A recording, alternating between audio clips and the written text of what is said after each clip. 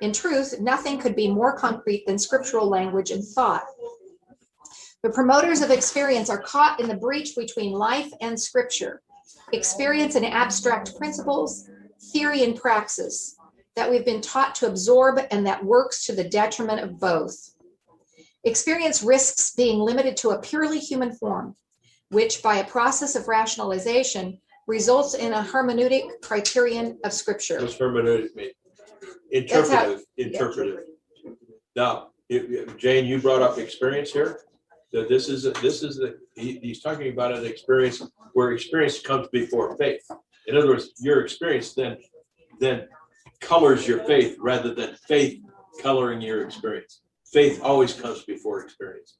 So, which has been the problem with catechesis. Yes, exactly. Yes, yeah. So here he is sitting there saying, experience is a problem if we put this in human form and simply think about human experience and get all of our fruits from it, rather than looking at scripture and then sitting there and enriching our faith, first of all, and that obviously is going to give us a different experience in our dealings with other people.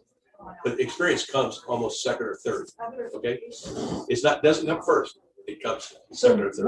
We've switched it right now in this country. In school, absolutely. Yes. Absolutely. And by making the I first, and somebody, doesn't matter how, read the Bible, Satan's Bible, started to read it and said, it's not that bad. It's all about what I want, what the person wants. So, but we don't know that. We're not catechized to really understand what Satan's Bible says. And that's, it's not really harmful because it's just about me. It doesn't mean hurt anybody. It's just all about me. Well, this is exactly what we have. Yes. You start with your experience. In other words, what you experience is reality. Right. See? And that's precisely where we're all starting right now. Your experience is different from mine, but yours is just as real as mine. And therefore, the two of ours can't exist together if they're different experiences. However, now I have the burden of wanting to know, having to know what your pronoun is and yours and yours. Yes, of course. And to call each of you by what I'm burdened with, what your experience is to know. Precisely.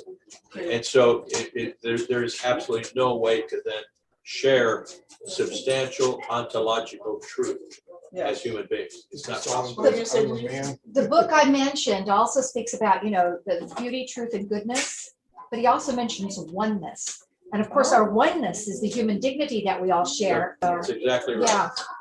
Okay. What James said, that using that term burden in a sense is appropriate because it's as though people want to take on seeing the world in the light of their own experience. Right. Yes. And it's not, they're not looking at reality. So they're essentially making us look at the world. Well, I would offer that I have to look at the world, what their interpretation, and I have to understand, carry, and speak to what their experience is, and the person next to them, and the person next to them, and they're offended. And doesn't that create a chaos in your mind? Yes. It creates a chaos in your mind. If it contradicts reality, it really makes it. It makes you feel nutty. How do you get through life when there's absolutely no way to do it. You simply throw up your hands and give up, and you walk away.